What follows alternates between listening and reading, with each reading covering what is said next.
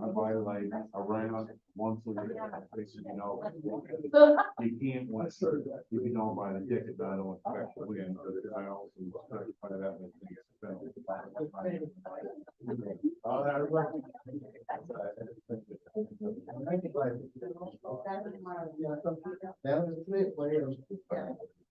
yeah, I'll send emails. Probably over Hubbard market in some way. Yeah, give me a trio. I'll say $5. Billboard on 213 on Oregon City. I should buy it.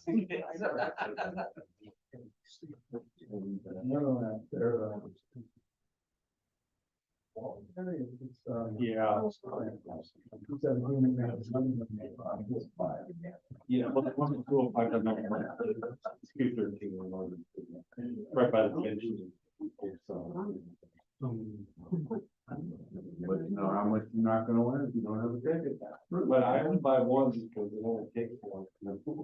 I'm gonna get lucky, it's gonna be one. And buying more than one does not show now for you to do it. Because half and half. I buy one and that's the more you buy. The thing about it though is that like Powerball, like up around like 1 in 300.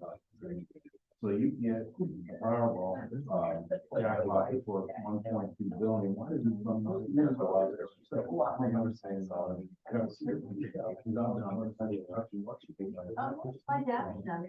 Here in Oregon, You know,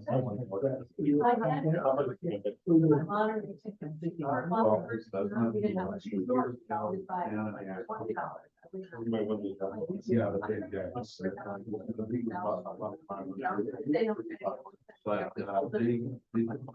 always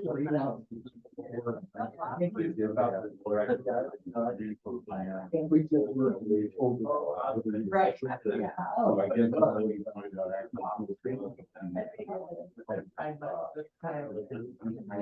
Anytime I can do it. And how much I can afford.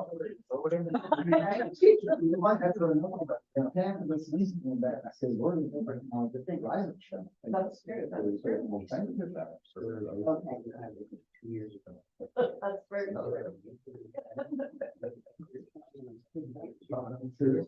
Yeah, but where would it go? Would it go to repaving I-5 or would we get another cube of train? The gal that was here today, you know, with my dump stuff, was saying, remember that?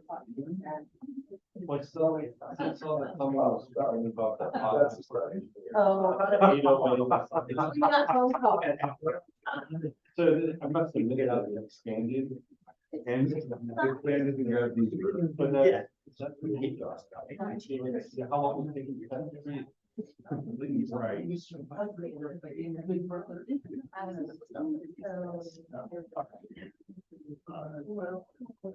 We have 5 minutes. Councilor Thomas.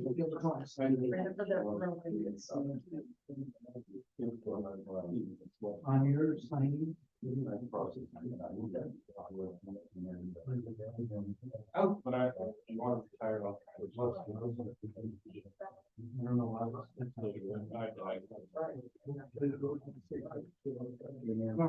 Can you catch it? I don't know.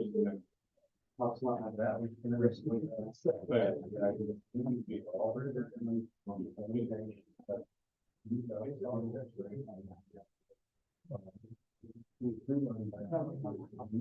What's that?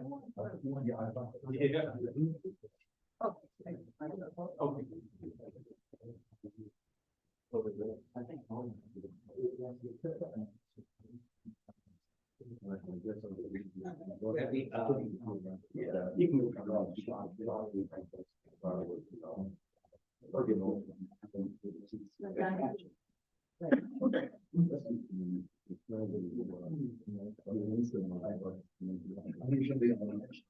Yeah, I know, he caught him. Very disappointed he didn't see him. Well, I have about 3 kids still on. Yeah, Aaron's on the side there. This, I know how to people. It is busy, but somewhat.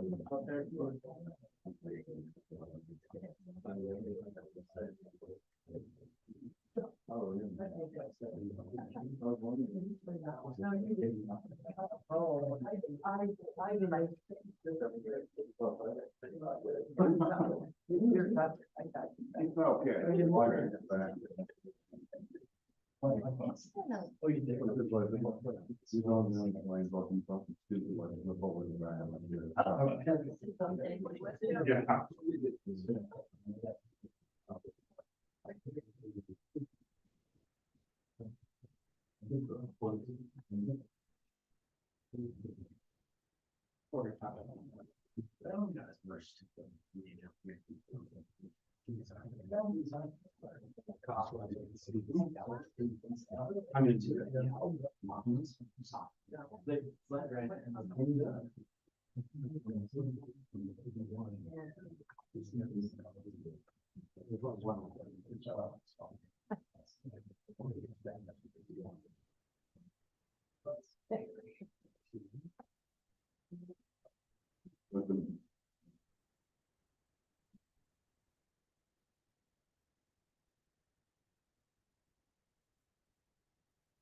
Another minute and a half and we'll get going. So I know everyone just wants to hang out in the city hall on a nice Tuesday evening and actually not raining yet.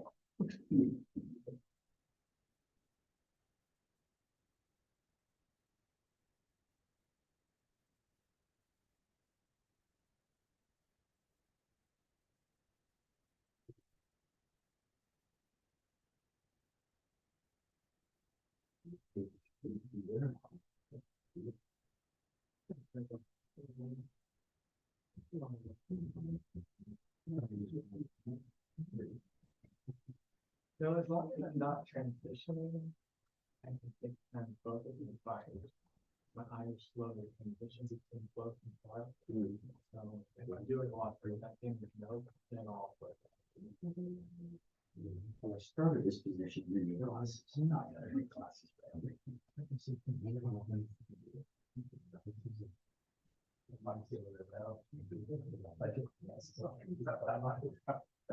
Okay, everyone's so regaled with our stories and how we can't read anymore. Let's make all this meeting to order. Stand pledge. I pledge allegiance to the flag of the United States of America and to the republic for which it stands, one nation, under God, indivisible, with liberty and justice for all. Hey, everyone, welcome to our November City Council session. Before we move on, and we do have some agenda mix-ups that we're going to be doing here. I want to first ask council if there's any consent agenda topics we'd like to move to regular agenda. Dr. Audrey? Dr. Simon? Okay, Councilor Dunn? I do not. Okay, we'll keep that where it is. The other adjustment is we are going to take agenda topic number 6, the discussion of the expansion of the metropolitan planning area, otherwise known as MPA. And we're going to move it into agenda topic number 3, right after the discussion regarding directional signage on D Street. That way our representative from ODOT or from the commissioner's office doesn't have to sit here all evening and wait for us to get to a bunch of stuff. So with that, let's kick it off with the first part. Do we have Holly online, or she didn't show up in person? I do not see Holly online. Can you hear me okay? Oh, Yes, Holly is there. You're a little soft. I don't know which number it is. Okay, good evening. Can you hear me now? We can hear you now. Take it away. Wonderful. Okay. For the record, my name is Holly Byram, and I work for the Mid-Willamette Valley Council of Governments. I apologize, I'm double booked this evening, so I couldn't tune in person. So this is a really quick agenda item as far as I can tell. The city received kind of an unusual request from a local business owner. As most of you know, ODOT runs a blue sign program, which is intended to support local economic development, providing opportunities for businesses to advertise themselves to motorists traveling on ODOT highways and streets. One of your local businesses, Le Petit Bistro, applied for a blue sign, and ODOT has an unusual request, and that is that if they were to provide a blue sign for this business for vehicles turning west onto D Street, there would need to be a follow-up sign to help vehicles navigate from D Street to the actual place of business. And this is a sign that would be probably blue with white lettering. It could be on private property or it could be in the public right-of-way. On that section of 3rd Street where this particular business is located, you have a couple different food establishments. So it seems the easiest solution would be for the city of Hubbard to post a very simple sign within the public street right-of-way on D Street, directing motorists to turn left on 3rd Street. And the sign would simply say something like food next left or food left turn. And that way it could benefit several local businesses at the same time. In the future, if the city wanted to support additional signage there, you could think about doing something like, welcome to historic downtown Hubbard or something like that. But at this time, I think the businesses could benefit from a very simple sign. And I think Public Works probably priced out that sign already. I think they have. Superintendent Krebs, what would the cost of the sign be? $85. Not too bad at all. And yes, 3 businesses then would benefit from it that I know of. The Hubbard Inn, the Bistro, as well as Paula's. Any concern from council? Council on this talk, Councilor Aldridge? Would this sign be very similar to what's gonna be placed on 99? What the sign's gonna look like is pretty close to what you've got in your packet. It's gonna say, food next left with an arrow. It's gonna be 18 inches high by 12 inches wide. So this will be on 99 and on these. I don't quite know yet what ODOT would propose for a sign. I'm sure it's going to be similar to the rest of the ones you see as you're traveling up and down the highways. But ours, the one we're proposing, will look like one you got in the back. So it's kind of if ODOT puts theirs up, we need to put ours up to get them, so we don't have cars driving all over town looking for mythical food place that might exist. Right. Makes sense. So if they put a sign on 990, is it gonna say all 3? That was just. I have not seen a schematic of what that sign's going to look like at this point. Ollie, do we know if the sign's gonna be just a generic one like we typically see food next right with like little placards underneath that kind of show what's there, or is it just gonna be a generic sign? Do we know what ODOT usually provides? My understanding is that any business is eligible to apply to put their logo on a ODOT blue business sign. Well, I'm assuming it's like the ones you would probably see along the interstate or 99 going up to highway department. Because I think it'd be great. It would be great if we had all 3. Go ahead, Councilor Allen. So I believe it's the Repeat Bistro is the one that's actually been the initial application. So if there's a sign out on 99, they're the only ones that are doing that application. At this point in time, they're the only ones whose name would appear on it unless the other businesses wanted to do whatever the proper paperwork is and pay whatever the cost would be to get that sign. Would you mind if Matt came up here and gave us he's the owner of the Bistro? We can have the Bistro actually. I thought it was, man, You know, it's property. It's It's random. You don't want me cooking for you.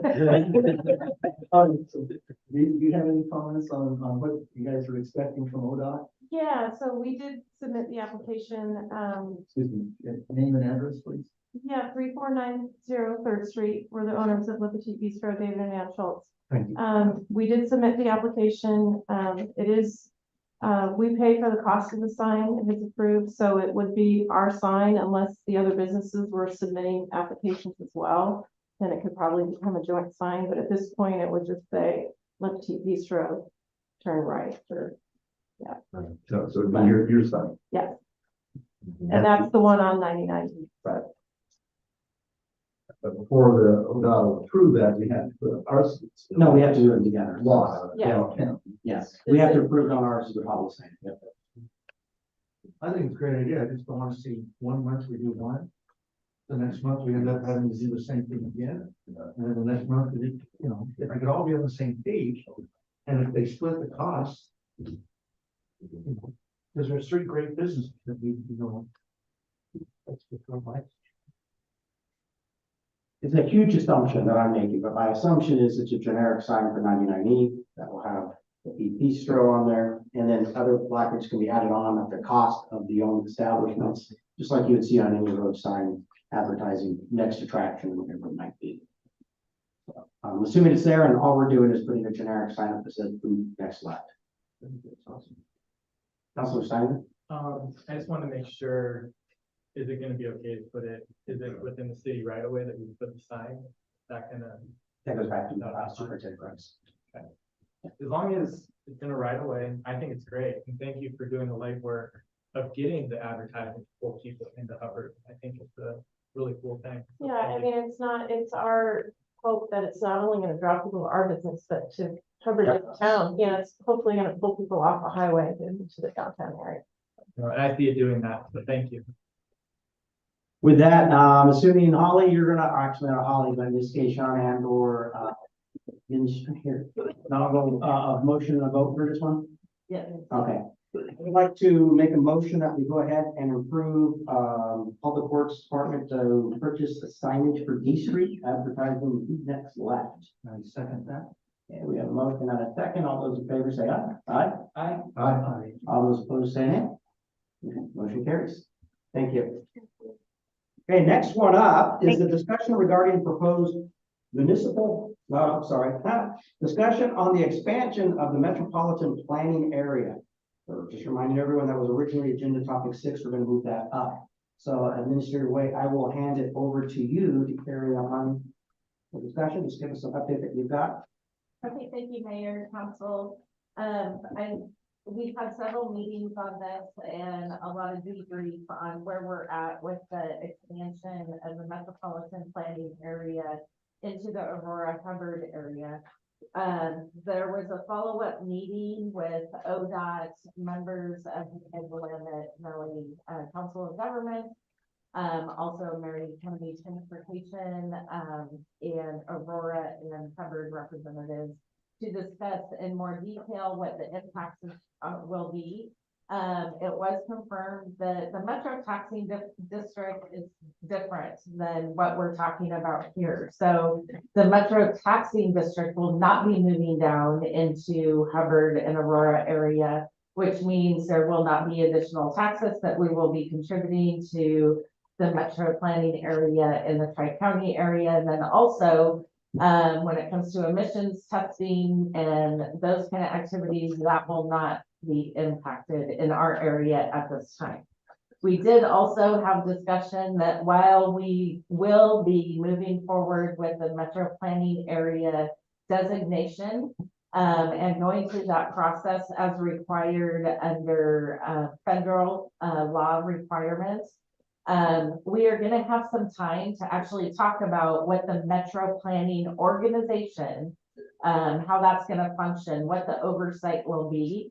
And there was some discussion at the meeting that we had with ODOT, Marion County, and the COG about can Aurora and Hubbard form their own metro organization? That would be very expensive for us, and being a small city, that's not a cost that we can absorb. The costs associated with that are additional reporting requirements that, will be going through the metro area and the Tri-County. So, they will be providing all the reporting. One of the things that we did talk about as well is that they will be working with us as far as our land use planning and how we envision what the future of Hubbard is gonna look like. Again, just to report out on, we have 3 years to kind of figure this out. We do have a member of Marion County here to answer any questions that you may have. He's more the technical expert on this than I am. Where would you like me to be? You can come on up here. Okay. So just to recap just so everyone knows, so I've gotten to attend a lot of these meetings as well, which has been very informative, and I've learned more acronyms than I want to know. But the MPA, that's the Metropolitan Planning Area that we will be absorbed into, oftentimes comprises of multiple MPOs. So there could be many to one. And on top of that, within the MPO, there can be a metropolitan district. That is what we see currently in Portland with their taxing district. So when you start building these bubbles out, they get bigger and bigger.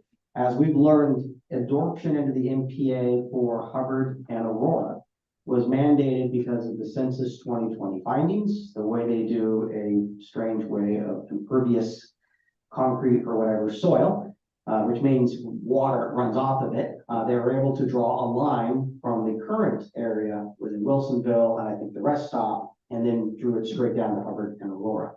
We were asking questions such as why wasn't Canby absorbed into it? Why wasn't Newburgh absorbed into it? What's going on there? And they've got reasons for the separation because there's not this half-mile jump, whatever they like to talk about. Either way, trying to push back on it isn't going to happen. It's a federal mandate that this happens every 10 years. The next census in 2030, the chances are high that Woodburn will be absorbed into it next if they continue moving down south. So fortunately now it's a hop, skip, and a jump down to Woodburn, so you can see that being absorbed in Lake Jervis. You can kind of see how it begins to go down. So in terms of further education towards the city, Administrator Wade and I have been talking about doing a video message that we can also post to try to make an informative outline on what's going on with different acronyms, different maps, the overlays, et cetera, to try to educate everyone on exactly what being absorbed into the MPA means, because MPA does not equal Metro Portland, right? We're not going to be seeing the orange line coming down in here and dropping off people. We were concerned why they were coming into Marion County. And it was pointed out to us that the city of Beatville in Marion County is already in the same MPA. So they've seen little effect on them. So I've had the opportunity to sit in many meetings with Mr. Wade. Carl's here, so we have him to answer any additional questions that these council might have as well, if you've got additional that have not been addressed in the memo, or if you want clarification. So this is your opportunity to also ask questions. And I'll just open it up and I'll go around to Councilor Rogers first. I was fortunate to attend one of the meetings also, and most of my questions have been answered. Okay, let's go over to Councilor Steiner. I think one of my biggest concerns from what I've read through here is it seems like a lot of the stuff is, we don't know, we'll figure it out later. Is that pretty standard as far as this process goes, that we just get absorbed with no notice and then whatever happens, happens and we have no say over it? And what can we do to actually have some feedback, say over stuff? Okay, for the record, Carl Lund, traffic engineer, Marion County. Mr. Mayor, councilors, thank you, Councilor Steiner, for the question.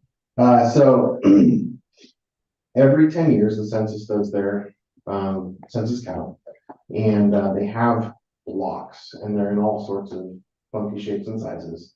And then they do a series of analyses to determine what is urban and what is rural by their definition.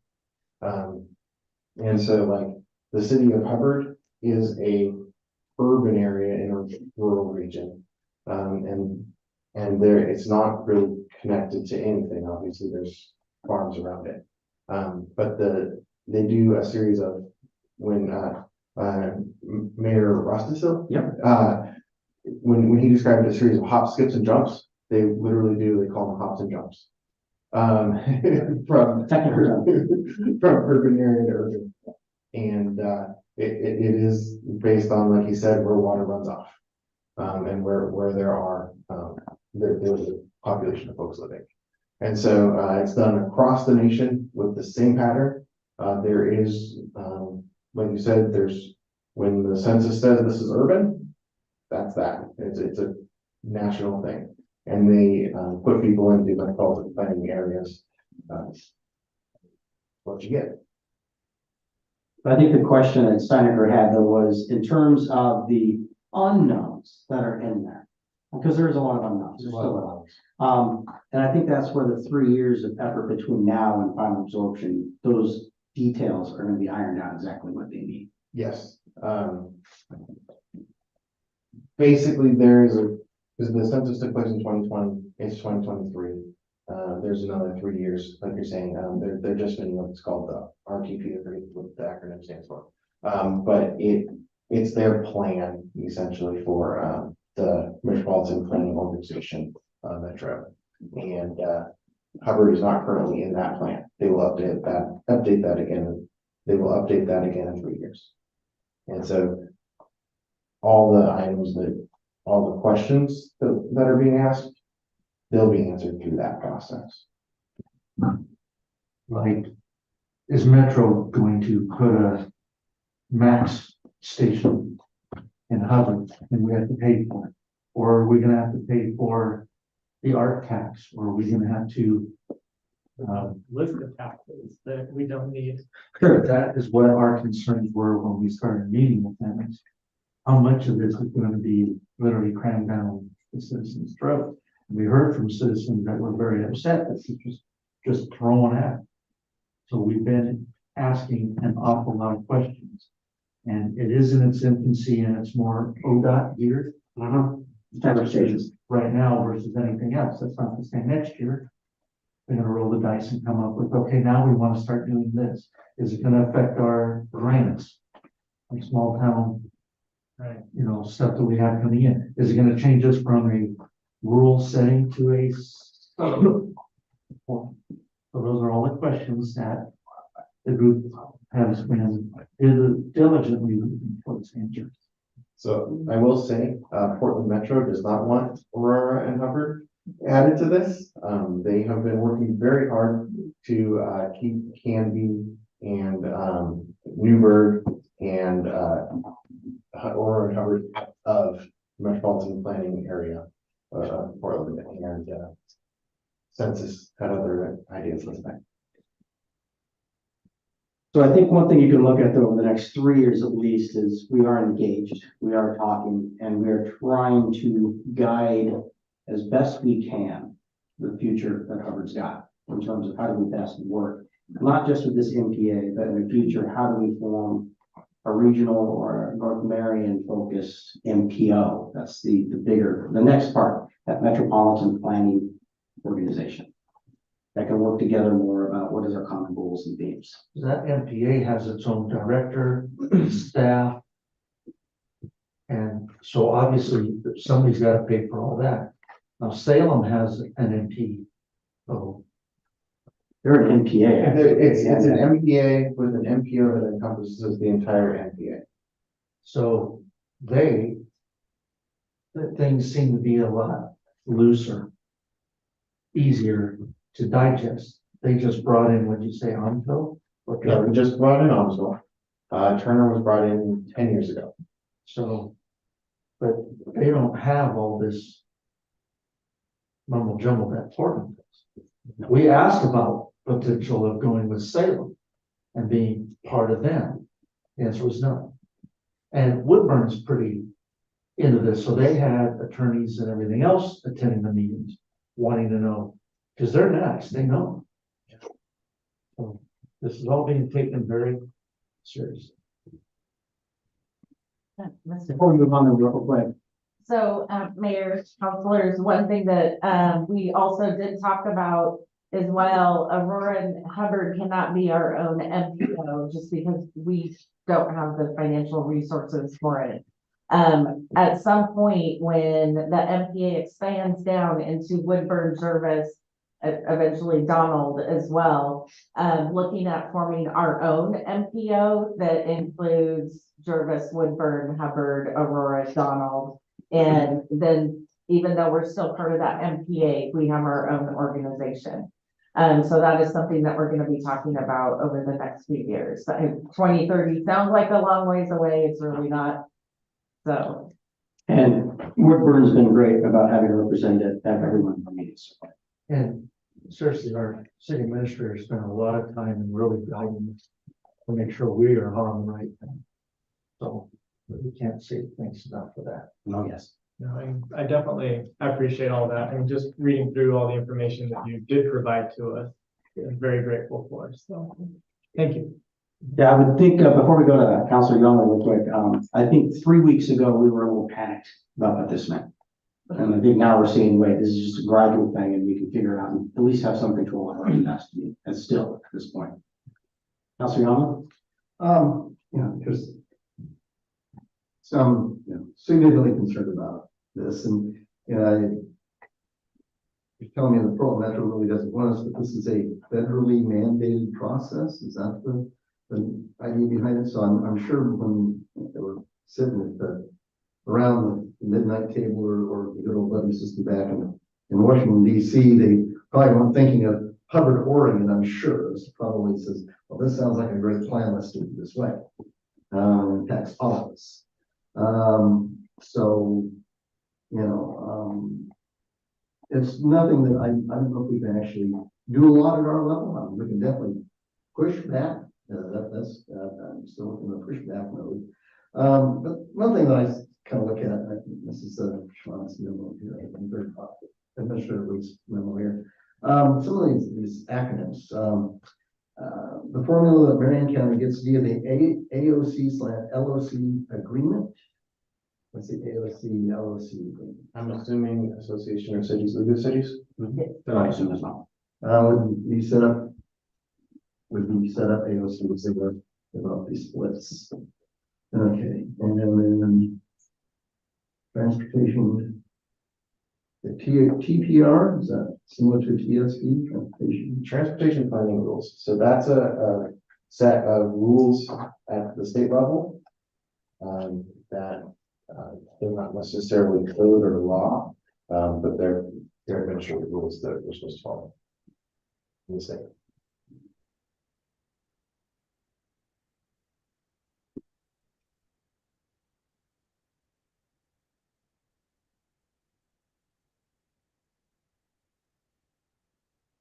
Got this CFEC rules.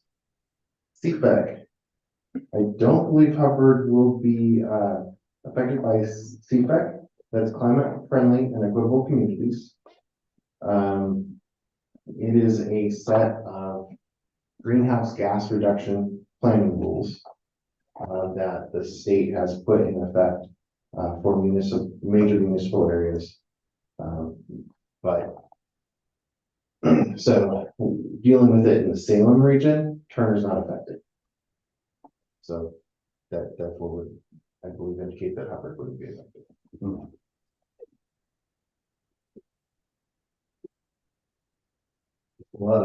There's a lot of that. Acronyms. That's one of the reasons why Mr. White and I have been talking about, we need to release something that people can have kind of a decoder ring, if you would. It even gets better if you talk about the FOB, which isn't FOB, but FUB. So that's what we can think. It's, I can talk about the FOB very quickly if you would like. If you go ahead very quickly. So the FOB is the Federal Aid Urban Boundaries. Again, it's related to census, the way the census sees urban areas. And what it distinguishes is what sort of funds a region is eligible for. So outside of a federal aid urban boundary, roads that are classified as major collectors and up are eligible for federal funds. Inside of a federal aid urban boundary, roads that are, a minor collector and up are eligible for federal funds. The caveat is that inside of an urban area, urban facilities have to be provided on those roads. So, that means sidewalk and bicycle facilities, based on state law. So I'm assuming everyone knows what Hubbard does. So in the county, we're more affected by it because we don't want our areas that are rural to be required to have sidewalks. But in the city, sidewalks makes sense. So that's what I federally heard about it. Put in a lot of sidewalks, we're gonna be putting in a lot more. But I can see the county doesn't want to put sidewalks out on Bloomsbury and everywhere else in the world. I would rather see sidewalks out there, but I I know. think Bernard's could really use some sidewalks. Trail system. Okay, so to keep us on point here though, Councilor Yonley, any additional questions? I do not, it's totally fine, I do not, I see, it's just it's a work in progress and we just have to see what things come up as they come up, so I'm happy with things. I can at least report out that I'm very happy with how Administrator Wade's handling this. She's very proactive, very engaged. In fact, every meeting I've been to so far, I've heard nothing but good things from other city managers and elsewhere. So we're trying to stay ahead of this the best we can. The biggest takeaway that we've got in the last 3 weeks is Metro PA, so this metropolitan planning area does not equal Portland. We're not expecting Portland to tax us, dump things on us, or anything else. We're far from right now, what do you call the metro district, I guess. That's where your art tax and everything else would be. We're not gonna be subject to that for a very, very long time, if ever.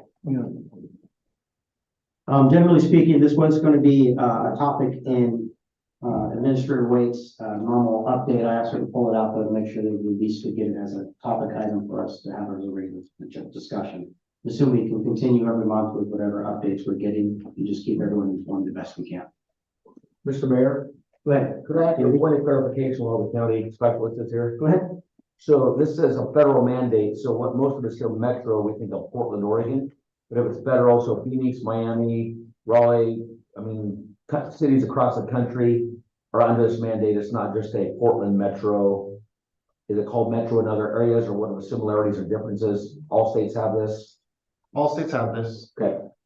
It's so, each city that you listed has it. Okay. The big key is that it's a, urban area over 50,000 people. So it's not unique to Portland, Oregon. It's not unique to Portland, Oregon. When I was in, Laramie, Wyoming, Cheyenne, Wyoming had it. It's very much all over the place. Okay, thank you. Yeah, Mr. Kennedy, I think that thing that caught us off guard as we first started reading this, we were all truncating metropolitan to metro. And then we did the logical jump over to Portland, metro Portland. We're finding out, yeah, it's state, or it's countrywide. The census drives it. Now, Portland Metro as an agency or a pseudo-governmental agency is well known and. Yep. and That's why everyone here's metro, we're very allergic to it. Yeah. Okay, thank you very much. Is there any other questions, city staff? No, I just would like to thank Marion County, for your partnership, willing to listen to our questions, deal with our panic. Really appreciate everything that you did with that. Yep, and we continue to look forward to working with you as we continue to figure out this next 3 years. Thank you for coming in today. Thank you. Awesome. All right, to keep us somewhat on track, then let's move on to the next one. We have a discussion regarding the proposed municipal code language amendments. We'll hand it back over to Administrator Wade again. So, thank you, Mayor, Council. First, I need to apologize and make a correction on record. So on my city council member or memo, I mentioned that this is regarding changes to the ODOT federal aid urban boundary, when in fact this memo is about proposed revisions to the Hubbard Municipal Codes, Chapter 12.05, City Parks, and Chapter 10.30, Special Event Permit. So council requested staff to draft proposed language for city park special interest group reservations and special event permits related to more specific requirements for the following. crowd control and security, detailed diagrams, traffic management, cleanup and trash disposal, consistency regarding third-party vendors, and that the city council may be or provide sponsorship of an event if the organizer of the event is a registered 501c3. Staff conducted research with other cities, reviewed other ordinances, studied best practices and standards for crowd control, and several other discussions with the city attorney to come up with this draft language.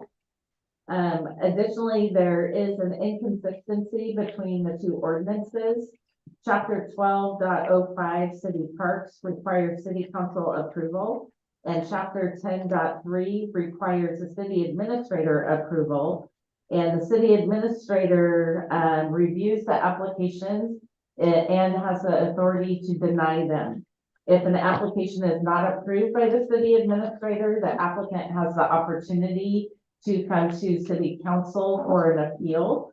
And on the chapter 12.05 city parks, that is not the process. City council approves the permits. So what the revised language says in both of those is clarifies what the requirements are for all the areas listed, and then also makes the language consistent in which the city administrator may approve or deny permits with the appeal to city council. And I look to council for further direction and edits to the proposed language. So just to remind everyone, this is based off of the discussion for the permit approval that we had in September's meeting, where we were asking quite a lot of questions, but then we came away from that meeting realizing that we need to ask the same questions for every permit coming in, to make sure that it's fairly and equitably done. So the language has been changed, updated. I went through it, didn't see any red flags, at least off the top of my list, or Ed, Councilor Irish, anything from you? I like the way. Okay. Councilor Steiner? No, I mean, I've hosted events in town, and I think all of these changes are really good. I think they'll be great for the equity going forward. Perfect. Councilor Young? That looks good to me. One later, I'll pass it on after the meeting. We have found the grammar. Okay, with that, then I guess we can move on to number 4, which is the council ordinance, the ordinance approval at this point. No, this is 2 different ones. Okay, so in terms of the discussion regarding the proposed municipal code language, I'm looking at it at this point. We've already got it in front of us. Do you want us to go back and read it for an approval next, or can we approve it this round right here? No, it'll have to go in for an ordinance change. Okay. So if you are okay with it, or if you have amendments, we would need to know those to draft the ordinance for the next one. Okay. I don't have any suggested changes based on what's here, so we can go forward with your ordinance finding for the next meeting then. Thank you. That's something to look forward to, I guess, in December. You need a motion? No, that's gonna be 4. 2 different things. Okay, so next agenda topic is calendar of ordinances, so we'll do this next month, for what we just talked about. This is, go ahead, a city administrator wait on these. We have 2 of them in front of us. Yes, correct. So these have already been presented. Draft language was already discussed.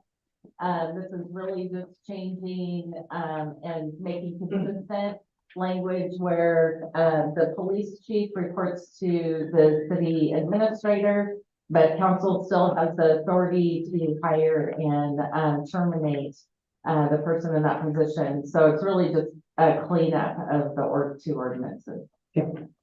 Before we move on to this, any questions, Councilor Rogers? Councilor Steiner? Councilor Yama? I have a question. Here, let's go ahead and move forward with this. We have ordinance number 383-2023, an ordinance amending the Hubbard Municipal Code, chapter 2.55, criminal history record check policies. Make a motion to read by title only for first reading. Make a second. Okay, we have a motion and a second to read by title only, ordinance number 383-2023, an ordinance amending the Hubbard Municipal Code, chapter 2.55, criminal history record check policies. Make a motion to read by title only for second reading. I'll second. Okay, we have a motion and a second. Ordinance number 383-2023, an ordinance amending the Hubbard Municipal Code, Chapter 2.55, Criminal History Record Check Policies. Motion to adopt the ordinance. I second that. We have a motion and a second. All those in favor of approving this ordinance, say aye. Aye. All those opposed, say nay. Okay, ordinance is approved. Next one, ordinance number 384-2023, an ordinance amending the Hubbard Municipal Code, Chapter 2.45, Police Department. Make a motion to read by title only for the first reading. Second that. We have a motion and a second. Ordinance number 384-2023, an ordinance amending the Hubbard Municipal Code, Chapter 2.45, Police Department. Make a motion to read by title only for the second reading. Second that. Okay, another motion, another second. Ordinance number 384-2023, an ordinance amending the Hubbard Municipal Code, Chapter 2.45, Police Department. Make a motion to adopt the ordinance. Okay, we have a motion and a second to adopt the motion. All those in favor say aye. Aye. All those opposed say nay. Okay, ordinance is carried. Next one, appearances of interested citizens.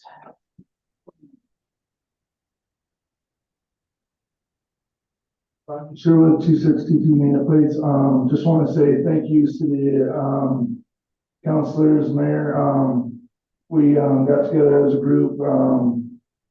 Our Harvest Festival was the last event we're going to be put on in Hubbard. We're moving all our events out of town moving forward, shutting down all Christmas operations and everything else. So thank you for all the years you allowed us to do our events.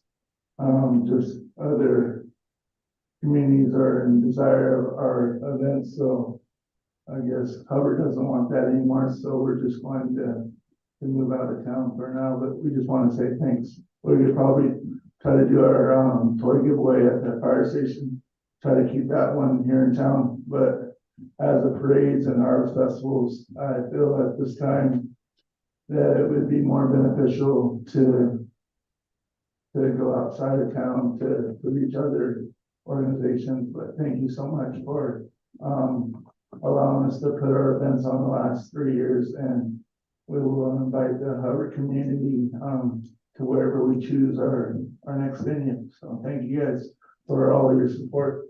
It's not a cheap shot to you guys. It's just like, as a community, you must know that I fundraise the heck out of things because I can't afford to do things out of my own pocket.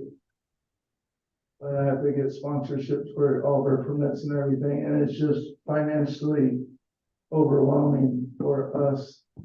But it's really sad for me because I live and breathe Hubbard and this community, and I wish there was more opportunities and more sources for us individuals to keep consistency in our community, to bring joy to our community.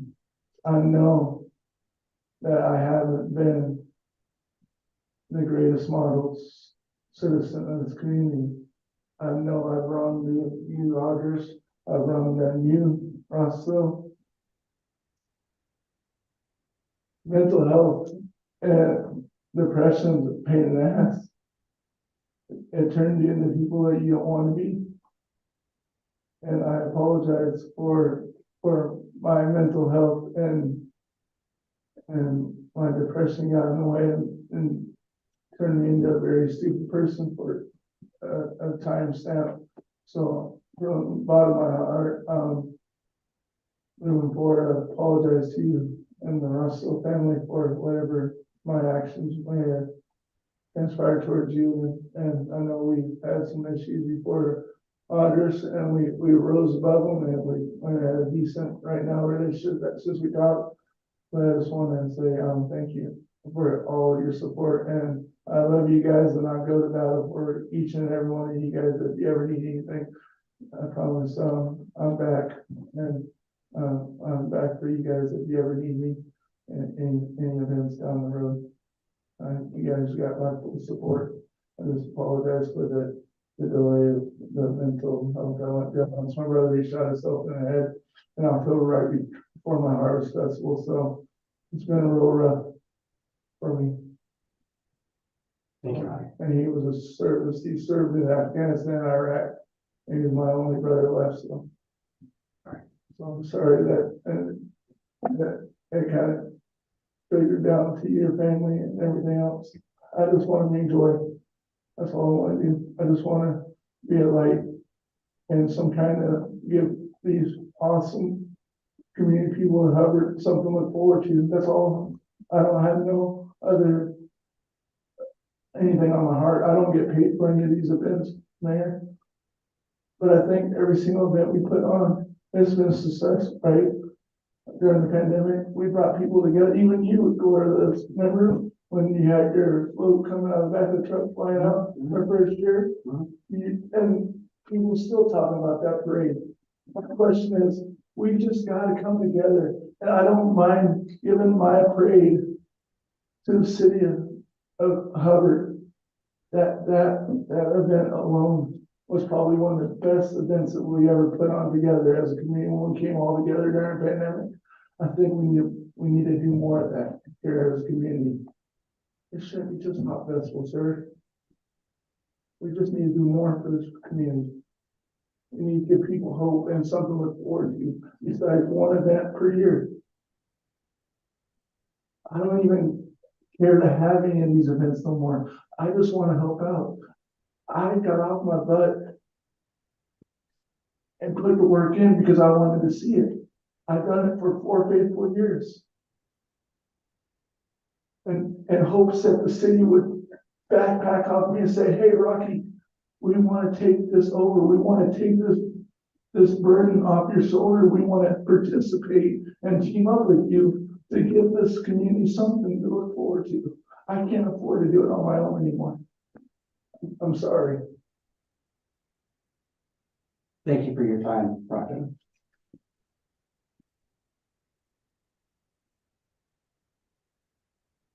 Any other citizens like to come up and speak? Like crowd this evening. All right. We'll go ahead and move on to the discussion, or sorry, we already did that one. So we're going to jump down to the update regarding the water system improvement project. And again, back forward to Administrator White. This is an interesting topic. Yeah, thank you, Mayor, Council. The council requested that staff return with an update on the static water system improvement project. We have received an engineer design report from Civil West Engineering Services. They proposed a list of improvements which aligns to the water system master plan that was updated in 2020. And part of this will mitigate the following: the seismic risk of the water tower, our water pressure issue. One source well is in poor condition, outdated control and data equipment, pumping capacities during peak flows and max fire flow. Distribution mains are too small to manage increased water flow and pressure. The cost of the project is approximately $3.6 million. The city received a short-term loan from Business Oregon totaling $1,763,000, $563 over 29 years at an interest rate of 2.63%. Business Oregon will forgive $280,000 of that loan. So the city's payback on principal loan amount will be $1,483,563. Additionally, the city will be using approximately $884,000 of city funds that have been saved over time for the project. Since we have received the engineering design report, staff is going to be reviewing, providing comments back to the engineering company that put it together. The report did provide a high-level timeline with proposed pump installation in mid-August of 2024. However, I would like to caution that we are still in design. So putting together a timeline of when certain parts of this project are going to take place, we're a little hesitant until an invitation to bid goes out. We award it to a construction contractor and work out that timeline once they're on board. So that invitation to bid should be going out before too long, and then we can get you a firm, well, semi-firm, you know how construction works, as far as timelines of impacts of what the community could face as far as any water shutdown, or depletion of service for a time as we put in pumps or do other work. I have asked staff, we had a great conversation about what does success look like for this project. We know that there are probably going to be pipes that break, meters that don't function. So we have started putting together a mitigation plan that we are going to have some inventory in place, contractors on board and staff on board as well, so that we can get in, replace pipes that need to be replaced or any meters as fast as possible to mitigate any time that community members are without water. So for me, success means we try to get the project done under budget, on time, and any breaks that occur during the process, it's as short as possible. We'll also be working on a communication plan to make sure that community members that are impacted by any water issues, they're communicated with right away. So that's where we're at this point. Still really early in the design process. Superintendent Krebs, I don't know if there's anything else you would like to add or. Not this time. We've gotten our comments back to them, or they will be back to them by tomorrow. And we do expect the initial engineering plan to be done sometime early January. So we're still just keeping our nose to the grindstone, making sure the process moves along, and trying to plan for any contingencies in my mind. I appreciate this report for sure. It's the first time I've actually seen it all put down on paper. It helps a lot knowing what we're trying to do, especially this list on here showing what we're planning to do. I'm still amazed at the cost that it is, quite honestly, for the size of this project, and the impact it will have to the community in terms of increased water pressure will be substantial. We're so used to being sub 30 PSI here. It's really, really bad. So it'll be impressive. So I'm assuming then probably by January, we should have bids in place at that point. Is that optimistic to think January timeframe? Optimistic, definitely. I will come back in the January council meeting and provide another update about where we're at. Okay, wonderful. Questions, Steiner? Yeah, I have a few actually. I guess not to be nitpicky, but is the bathroom necessary at the pump house? Like, I honestly don't know where it's at, so it may be miles away, but it seemed like something strange to add. I have to defer to Superintendent Krebs on that one. The thing about it is what you find, and historically, if you get down there, you're in some sort of a long process, you've got to use the bathroom. So what you end up doing is putting all your tools down, putting back to where you need to be for it to function, then you got to run over to the shop to use the bathroom. This is going to save time in the long run, and also on the back side, it would give us an extra facility to where we can get water samples for our vacuum samples for the city. Where we're required to pull one more, we can pull it out of the bathroom at the water treatment plant. But it's just a time saver instead of wrapping everything up, having to lock the door, running across down to the shop just so you can use the restrooms. You'll have one there. You can't just walk out to this big round holding tank. You could, but there's a couple of problems. One, that may end up on YouTube. And the second are the complaints that come into City Hall after that. Well, I'm assuming it's a unisex bathroom, just a simple Yeah, stall, yep, stalls thinking about Or the like- toilet. outhouse. Yeah, So, I'm sorry, is that facility the one right by the fire station? yes. Okay, so it is a little bit of okay. Second question is, have we checked to see how this has gone in other cities? I mean, I know we're anticipating some failures, but is there a chance of widespread failures? And is there any other cities that have done this, and what research has gone into that? I can't find anybody that's done that. So, Mayor, Council, I have, had a few conversations with some of the cities that are outside of our region. They're on the west side of I-5. The thing that's different is most of their infrastructure, when we talk about our mains and other pipes, their infrastructure is actually newer than ours. So they did not have significant issues. I am concerned about how old our infrastructure is. So I think their processes went much smoother than ours probably will go, just because of our old infrastructure. So a little bit of history on that. We started this in 2020. And we had some sheets saying how small some of the feeder lines were going in the bigger feeders. Because we had a lot of lines replaced at one point, but not some of the more substantial ones.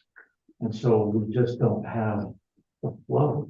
And there's a lot of houses that are still having old plumbing. So they're thinking, you know, if we're at 30 PSI now, and we bump it up to 50 or 60, we're going to have leaks. And so we've talked about that for years, about making sure that we were found on the spot with that. My assumption is we'll gradually increase the pressure over time, monitoring it. That'd be my assumption. Just not go full blown, but increase it, check it, increase it, check it. Yeah. I am glad to hear you're going through a risk mitigation plan though, especially at least planning for the worst and hoping for the best. Yes, I assume so too. We're gonna have potholes showing up all over the place with new leaks from the pipes, but we're not gonna tear up the entire city and lay the pipe. That would just be expensive. Yeah, now we do have an old example of one of the water mains over there.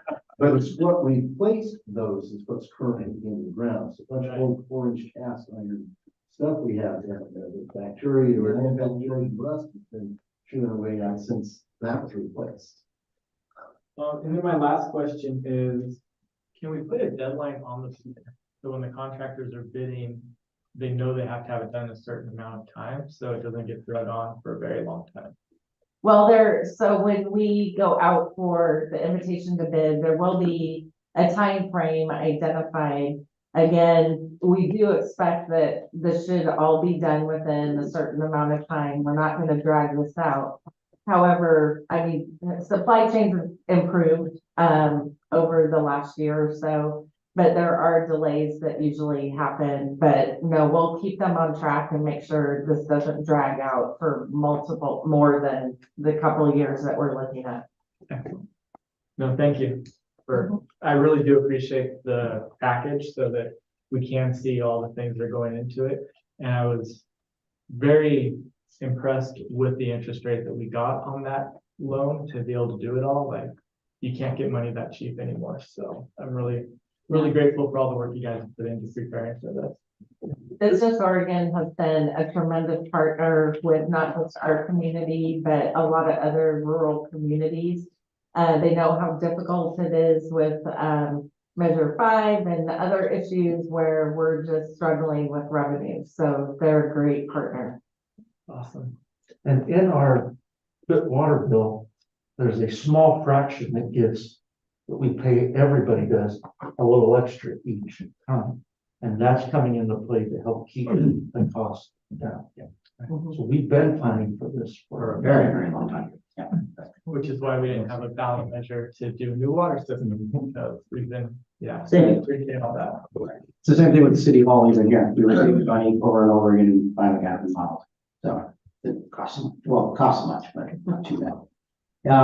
Councilor Donovan? Yeah, just talking about the money here, a couple of issues. One of them is it's really great, this thing we've got. I mean, not only do we have a low interest rate, but we get a loan of $1,763,000. We're only paying back $1,483,000. That's because Business Oregon was forgiving $280,000. So we're actually paying back less than we're getting from them, which is fantastic. And that small fraction you're talking about, that was something that the city council put in place when I was on city council before, because it had to do with more of contingent funds, or contingent funds have gotten quite low. And so we said, well, let's take a look at this. And so we started building a couple of different pots of money to assist in this eventuality. Well, since 2008, the city's done a marvelous job about ensuring we have proper reserve funds, contingency funds, and hopefully some fiscal responsibility. Okay, any other questions on this particular one? I'm assuming the next update then will be in December or January. For the water system, let's plan on January. Okay, good enough. I appreciate it, and thank you for bringing that in. Moving down, next topic agenda will be, and before I move on, I'm sorry, city staff, is there any additional questions that you might have on this? Okay, I need to remember you guys are participants as well. Okay, next one, mayor and or council presentations. I'll open it up to councilors. Councilor August. Just a reminder that there's Thursday, Saturday, and next Tuesday, signups for holiday assistance will be at Woodburn Public Library. Thursday and Tuesday, if you live in the Hubbard, Donald, Aurora, or Woodburn areas, come to Woodburn Public Library between 6 and 8 those evenings, and on Saturday between 9 and 1.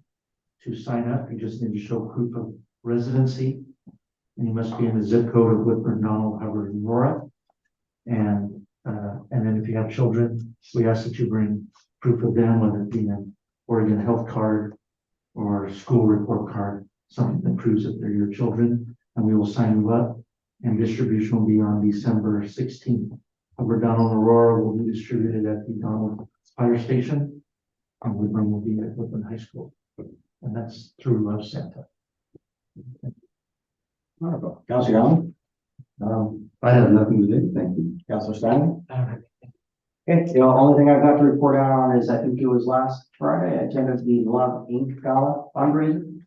Had a chance to meet the Woodburn mayor first time. I actually sat down and chatted with him for a while, as well as the police chief for Woodburn. Very nice gentleman. But the gala was great. They raised, I don't think as much as they were hoping, but they raised enough, at least for what they were hoping. So that was good. Other than that, we'll move on to city administration report out. So we'll start with Administrator Wayne. Okay, thank you, Mayor, Council. So we have received the Ford Foundation grant funding for the community vision and action planning. A steering committee has been selected to assist with the oversight of the work. The committee members include Tammy Sweet, Eric Berkey, Councilor Youngly, Michelle Luna, and Glenn Holland. The committee will hold their first meeting on Thursday night, or November 16th at 6:30. Additionally, we will be holding a town hall meeting on November 28th at the fire hall at 6:30 p.m. until 8 p.m. And we will be serving dessert. We're hoping to get more attendance by serving some food.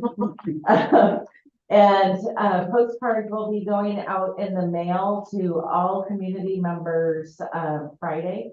And so they should be receiving those over the weekend and first part of next week, inviting them to the town hall.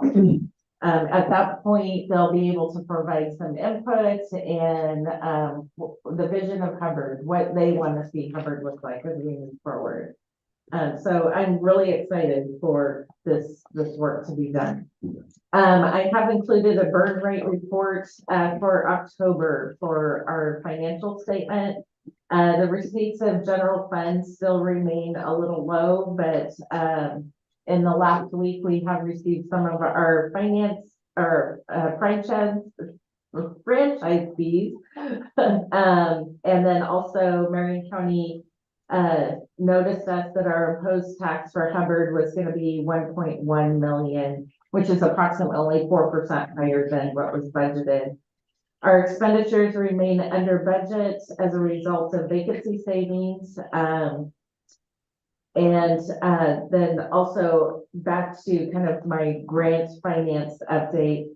The community comment period for the Safe Streets project for the bus stops has closed. The input that I received, the community members want to see pictures or some sort of visual about what we're looking at putting at each bus stop location. So I'll be working with Public Works staff to figure out how we can draft something up as low cost as possible. Because while we have submitted the letter of intent to ODOT and they have tentatively approved the project, we have not received any funding.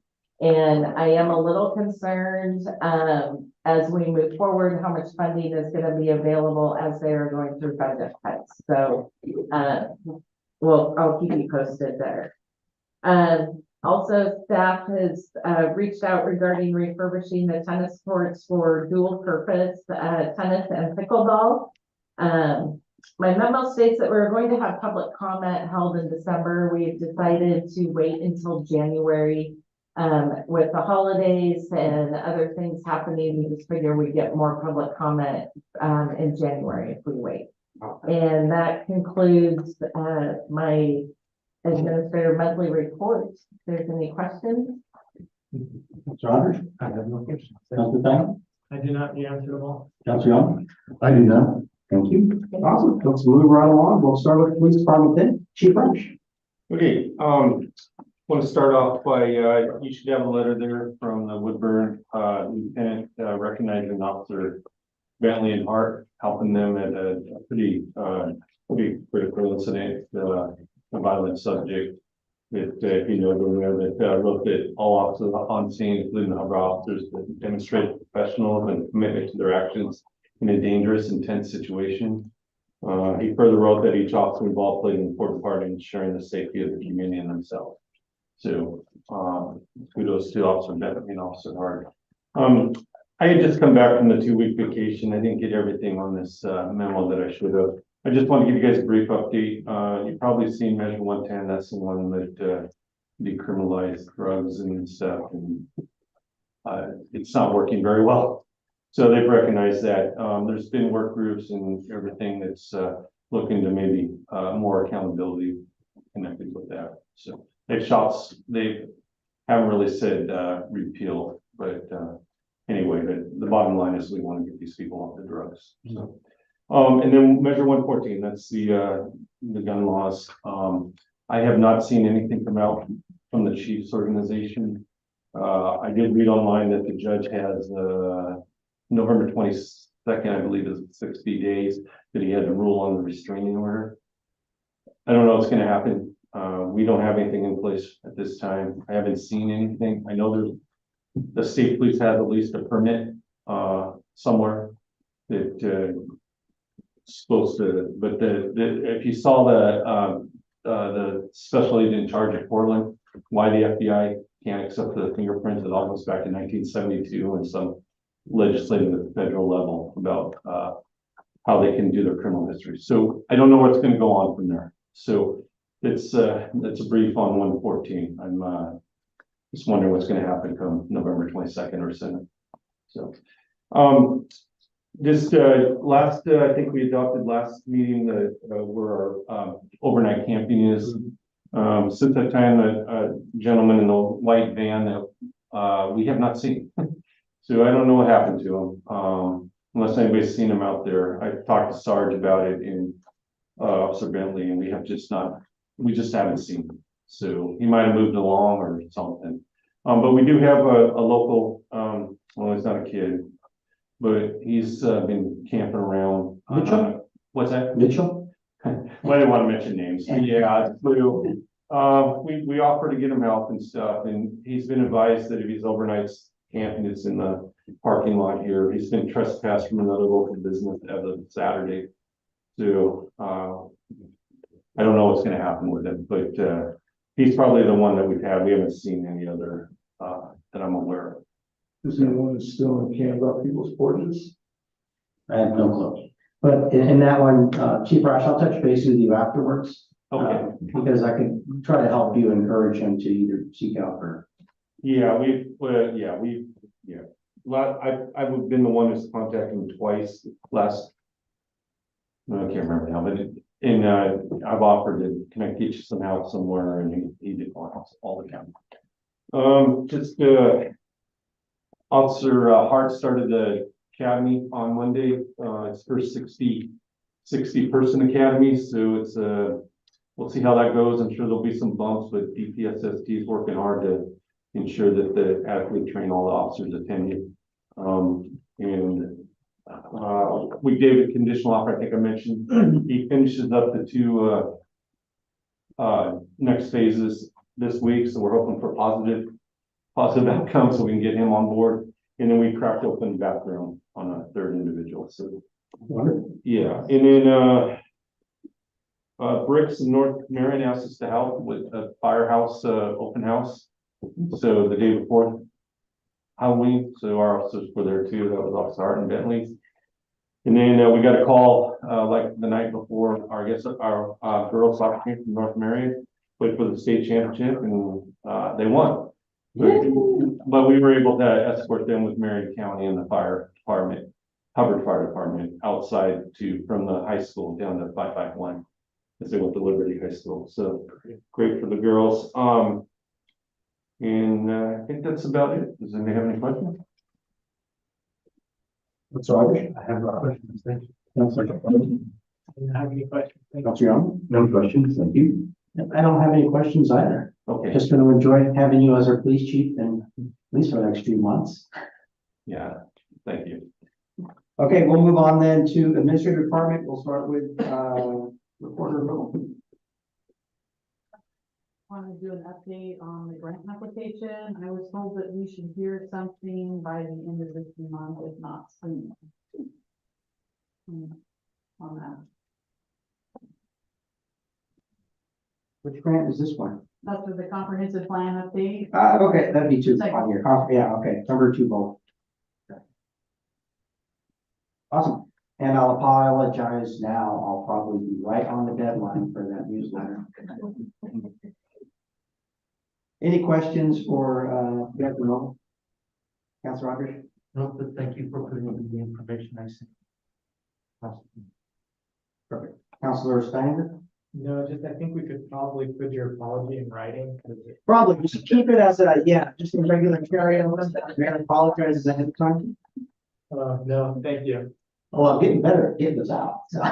Yes, you're gone. I have nothing, thank you. Okay, we'll move on to Public Works Department, Superintendent Krebs. Yeah, a couple of updates. We're still having some issues with the, policy clarifier, solid scraping arm. It's one of the few pieces of equipment we've got left, at the wastewater plant that's original back from, 1967. So, we balanced it out on the arms. We're still having problems with it shutting down. We replaced, some of the older electrical equipment, still having problems. Tomorrow we're gonna be pulling it apart and see what it looks like inside mechanically. So it's not critical, but is something that, is necessary. We can run the plant without it, but not as well as we could with it. So also today we got the,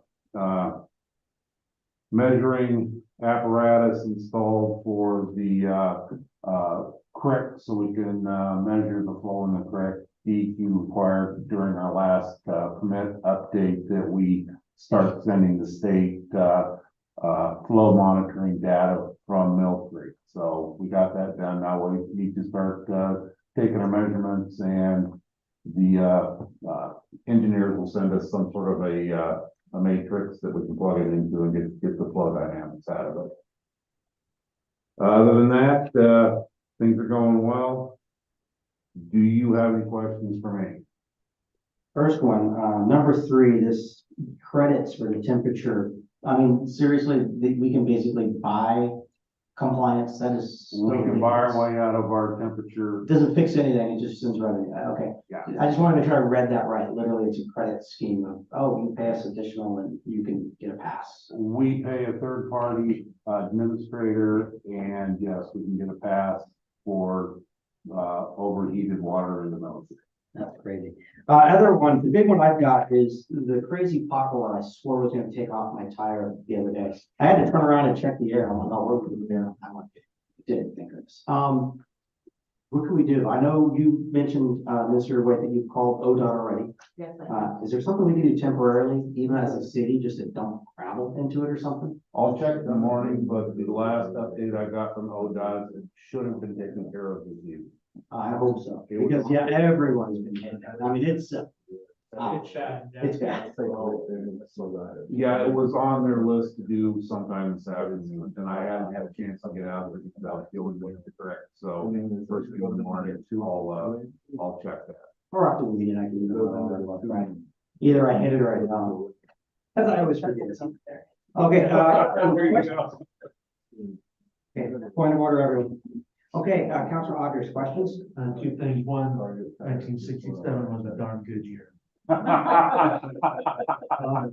Can you elaborate a little bit on the shoring up plans with Winter Bloom Inc.? I don't think- Yeah, what it is Winter Bloom Inc. is a, landscape contracting company, Serenity works for him.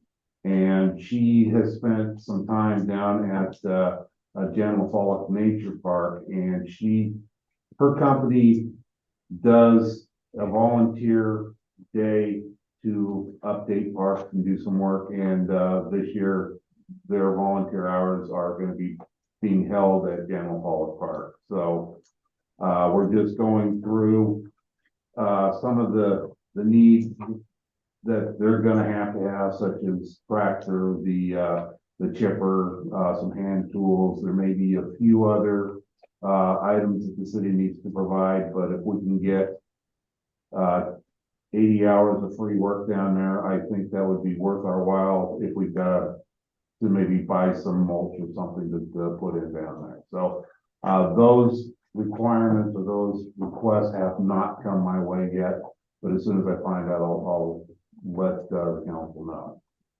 That's great. It just seems odd, January 24th, when the weather might not. Yeah, they say they, do it around Martin Luther King's birthday. Okay, that makes sense now. Thank you. Thank you very much. We look forward to it. Yeah, Councilor Steiner? I had a question as far as, it seems like electrical problems with pumps is something that's consistently has been a reoccurring thing. Do we have like an electrical contractor that can come and give you some feedback on some of that, or? Yeah, we're working with him with, are you talking about the, Number one. yeah, and say what we're dealing with there is just incredibly old technology. The wires, the motors, the breakers, the motor starters, it's all original equipment from 1967. So, when you're diagnosing this, okay, you've got it stopping, you've got some problems with it. Well, it's a great big arm at the bottom of the tank that's sweep. So usually what it is it's tilted or something's falling off, so you need to balance it up. We did that. Then we're still having the problem, so you go, okay, probably the electrical equipment because it's from 1967.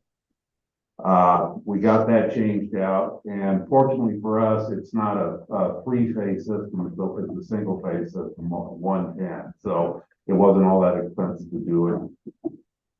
Still having problems. Now we got to pull it apart and see if the bearings and everything else are eating themselves up. So it's just a matter of you go with what you think is the most practical and just work your way down the line.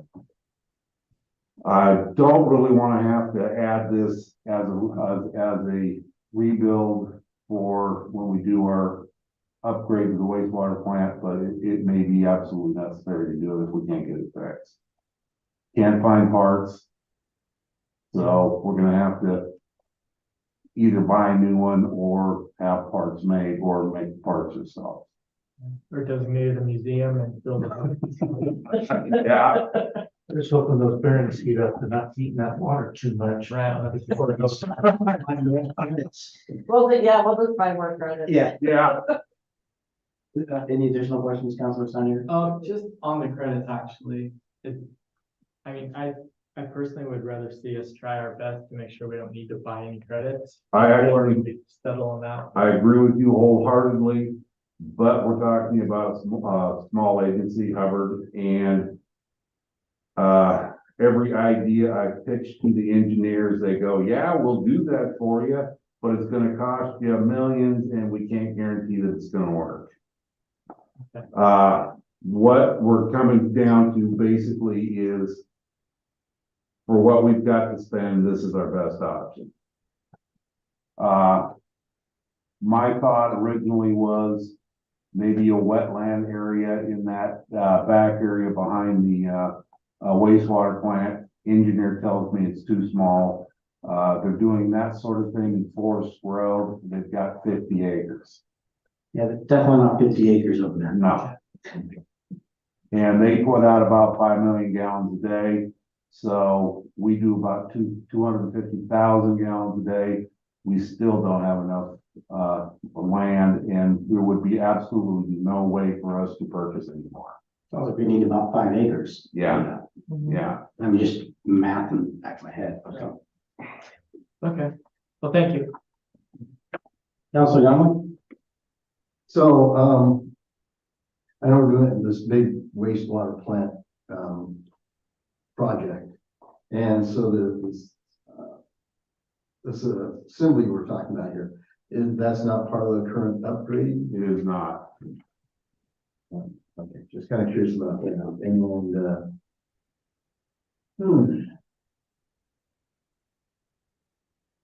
I don't know. A lot of that equipment is extremely old, and Hubbard's growing, we're processing our waste water. And with us growing, we need that extra capacity. So once we get the new plant built, are we still gonna be over temperature, or do you have that much projected knowledge? And with this, millions of dollars we're gonna spend on this thing.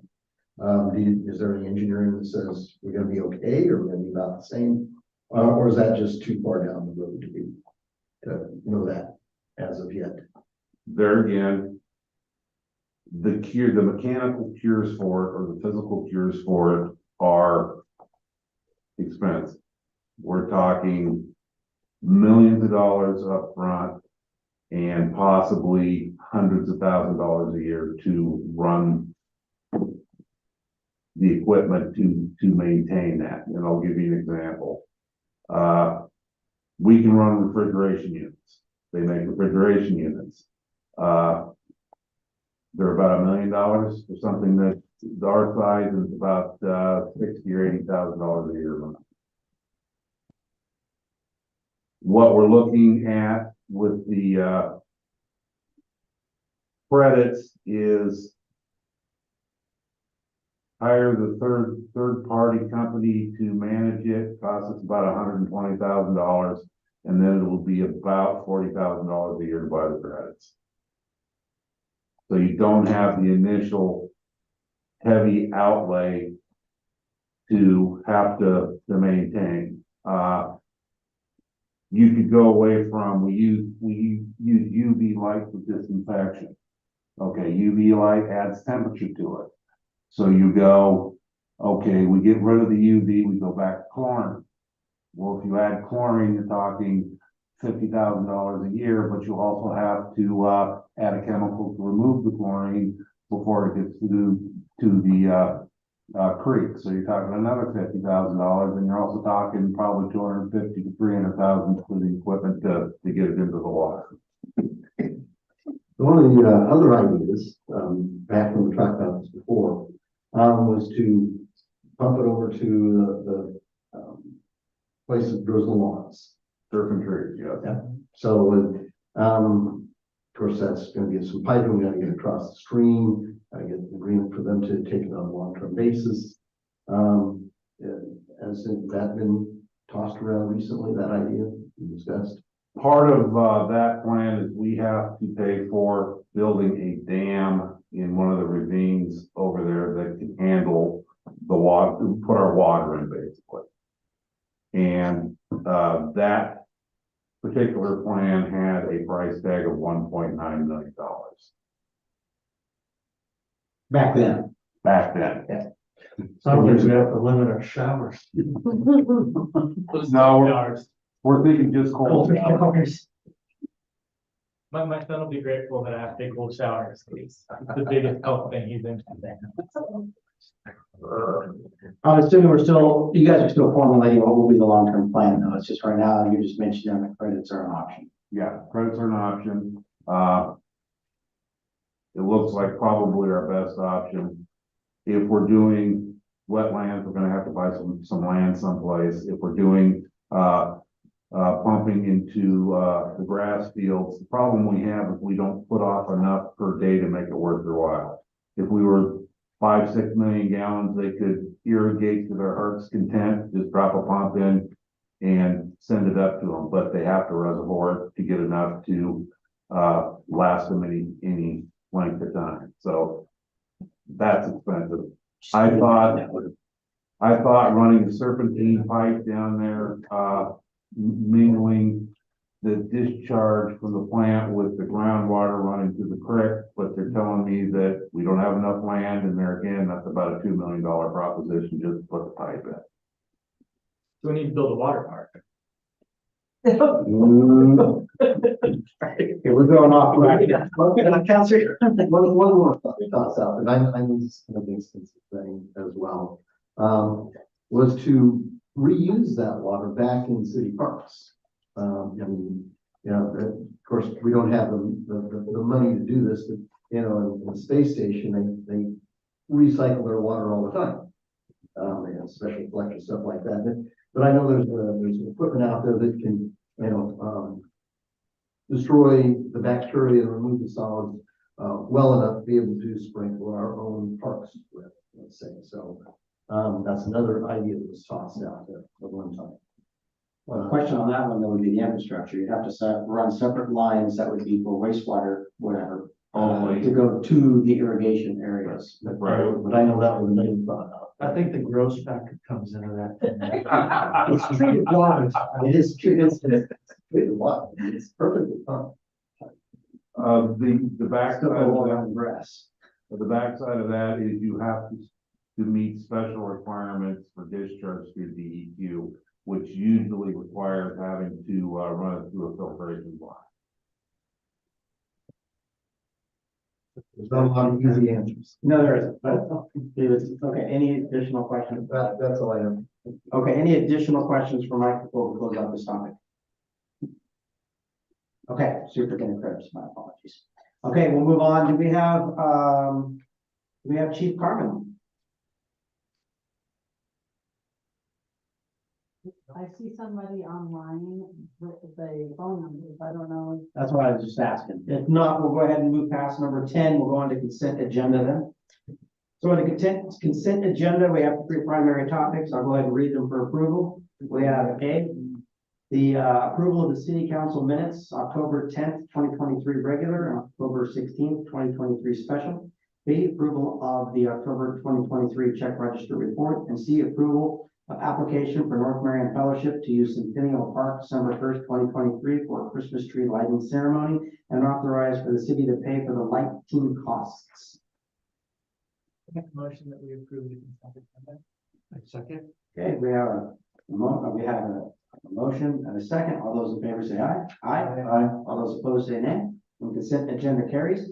We'll go ahead and move on to the next topic. That will be we will recess the open public meeting to convene a closed executive session to consider the employment of a public officer, employee, state member, or individual agent, ORS 192-6602A, pursuant to ORS 192-6604. Council specifically requests that any member of the media and other attendees not disclose matters discussed in the executive session.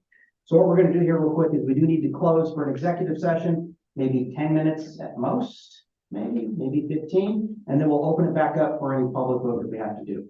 So our only ask would just be to, I guess, wait in the hallway for lack of a better term. We do appreciate that, though. Thank you. Thank you. Don't come back in and thank you for coming.